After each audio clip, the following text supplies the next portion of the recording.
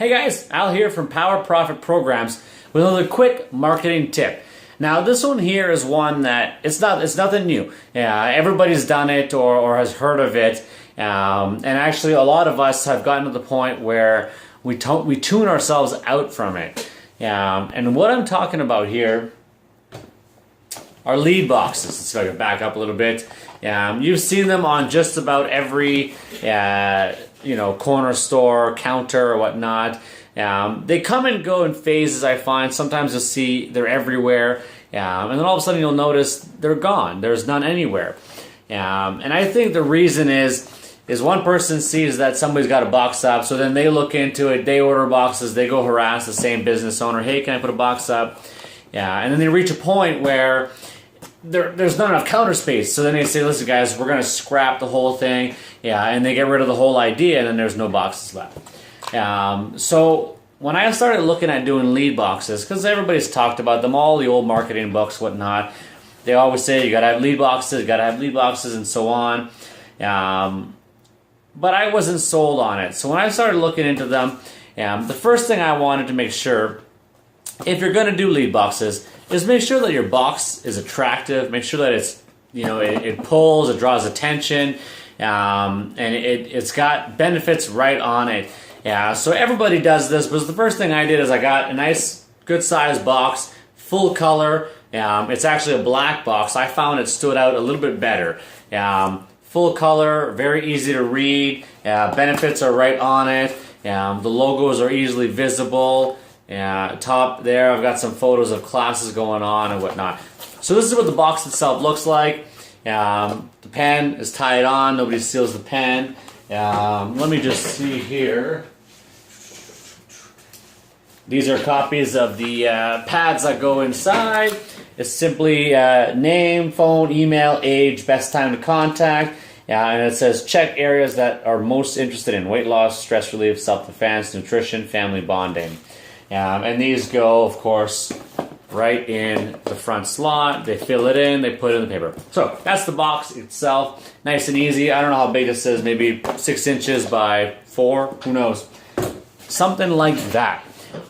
Now here's the part that will differentiate you from everybody else. You've got the nice box, that's a given. You'd be amazed at how many really ugly, crappy boxes there are out there. And an ugly box, you won't even look twice. So, number one is I've always had the belief that you have to give before asking for someone's business, and that applies in joint venture marketing as well. So before I even think about asking a business owner if he'll sacrifice 12 inches total or 6 inches, whatever the case is, of front desk space, which as a business owner, I understand how valuable that front desk space is. So before I even ask of that, I will make sure that business owner knows I'm there to help them out. So the first thing I do when I call up a business, or I usually do it in person, is I offer to give them a percentage of every single referral that signs up. That's right. So I'll give them, let's just say 5%, 3%, 10% if it's a real good spot, of every single lead that signs up. Okay, I'm not giving them 10% of nothing, right? If all the leads that come in, nobody signs up, they don't get any of that. Obviously, there's nothing to give. But if somebody comes in, they fill in a tablet, it goes in there, I call them up, I bring them in, and they buy a 1-year membership, so that's valued at $800, whatever the case is, paid up front.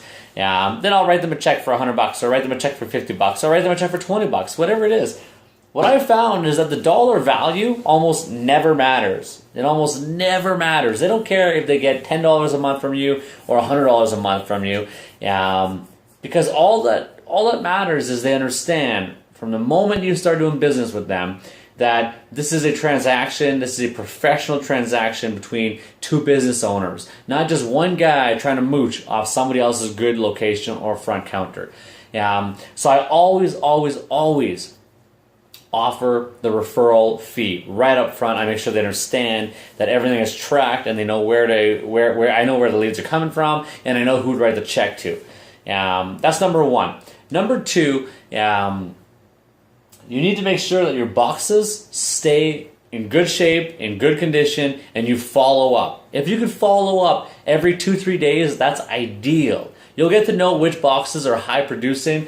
If you go here every 2 days and there's only one ballot in it, fine, I get it. But if you go in there, you might go once a week. If it's really quiet, you might go once every 2 weeks, but then you might want to think about getting a better location.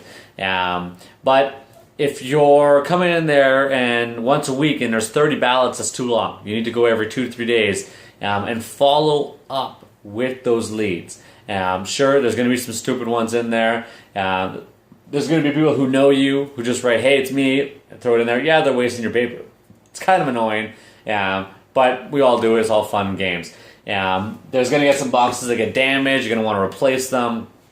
All of that. So make sure you follow up and make sure you're good at it. Make sure you know what you're doing. I might write a blog post later on how to follow up properly with lead boxes. But for now, we'll keep it simple. Number 3, I'm kind of going all over the place here because I don't have my checklist in front of me. Number 3 is when I go visit the business owner or my staff does, one of the questions on the questionnaire that they have to fill in for the business is what kind of coffee or tea or drink do they enjoy. And why that's on there is every single week. And obviously they ask them what time is the best time to collect, right? So let's just say that Mrs. Jones said to come in every Monday at 10 a.m. to collect the leads. It is that employee or that staff going to collect those ballots. It's their job. And when I was growing the business, it was me. It's their job to bring a coffee or whatever they put. If they like a green tea or if they like a large regular or they like a double or whatever the case is, bring that coffee to the individual on the day of the set collection. So let's just say I'm going to see Mrs. Joan on Monday at 10 a.m. and she likes a large coffee with 2 sugars in it. Then I'll make sure on my way, yes, it takes time. I'll stop at Tim Hortons, I'll stop at Starbucks, I'll stop wherever the heck you guys stop, and I'll get a large coffee with 2 sugar, and I'll bring it to her every Monday on the dot, 10 a.m., on the agreed upon time, and it's completely out of caring for other businesses and taking care of your businesses. Your joint ventures, they're like clients, right? They're like babies that you need to make sure that you keep them clients for a long time. If you have a joint venture and it fizzles out every month and you have to make a new one, you're wasting your time, right? The goal is at the end of the year, you've got 50, 60, 100 other businesses that are all your best friend, they're all rooting for you, and they want to see you succeed because they know that if you succeed, they're going to succeed because you're going to help them in any way possible. Anyhow, just think now you're a business owner and you know every Monday someone's going to bring you a coffee just for letting you put this box on their counter. So that to me is very, very important. You need to make sure you follow up. You need to make sure you bring coffee and whatnot. One little thing I've noticed that I would say half the time, maybe probably a bit more, but half the time when you offer them a referral, they actually don't even want it. So the biggest thing I would say is give. Just the fact that they know you're willing to give them a chunk of the pie just for letting them do that, that's a big thing. So if offering them a fee makes you nervous, don't worry. There's a percentage that will say no, it's okay. We don't mind. And also don't forget that if I sign somebody up off a ballot for and they bring in $1,000, that's $1,000 that you would have never seen before. Yeah, sure, you can argue that they may have been a hot prospect and they may have found you some other way, sure. But that's debatable, it's semantics. At the end of the day, that is $1,000 you did not have. And I would give $100 to get $1,000 every single day. I'd give hundreds and hundreds and hundreds of thousands of dollars to get back tens and tens and tens and tens of thousands of dollars back. Okay? So don't be afraid to pay a little bit up front. Or it's actually not even up front, it's on the sale. Don't be afraid to pay for those referrals, assuming they've signed up. So that's just about it for the lead boxes. Of course, when you follow up, you want to be very professional. Make sure you have a script. Make sure your staff knows what they're doing.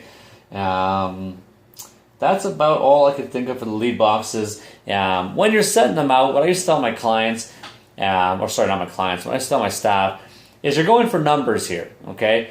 Let's just say you've ordered a box of these custom lead boxes, and you've got 60 boxes. That's a lot. Let's just say you've got 20 boxes to start with. The goal right now is to get all 20 boxes out.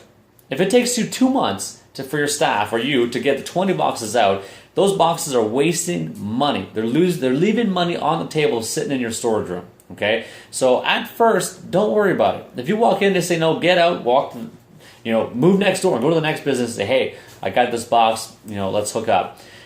So you get them out as fast as you can. Once you've got them out, then you start evaluating which ones are producing and which ones are not, and then you can start adjusting. The goal is to have as many of them out as possible. If you can get 60 of them out and then you start rotating them to higher producing places, go nuts. One little tip, what we used to do is have your collecting staff have in their briefcase, like let's just say you've got 60 locations, they should have 60 brown, manila envelopes with the name of that location. So as soon as they walk out of that location, they put those ballots in that location's envelope. So when they follow up, they can say, hey, we noticed you filled in a tab here or a little paper from Pita Pit, we'll just say, or from Subway or whatnot. And we're just calling to let you know that you've got yourself a 2 free week. One other thing actually I forgot. It doesn't say on there actually. This must be an older box. This box here only says fill in your ballot for 2 free weeks. What we started doing is we started doing ballots for 1-year memberships. A draw for a 1-year membership, and then we would call everybody and say, hey, you didn't win somebody would win the 1 year, but we'd say, hey, you didn't win the 1-year membership, but we'd like to offer you a 2 free week coupon regardless, so thanks for playing. The box is always up there, so by all means feel free to drop in again.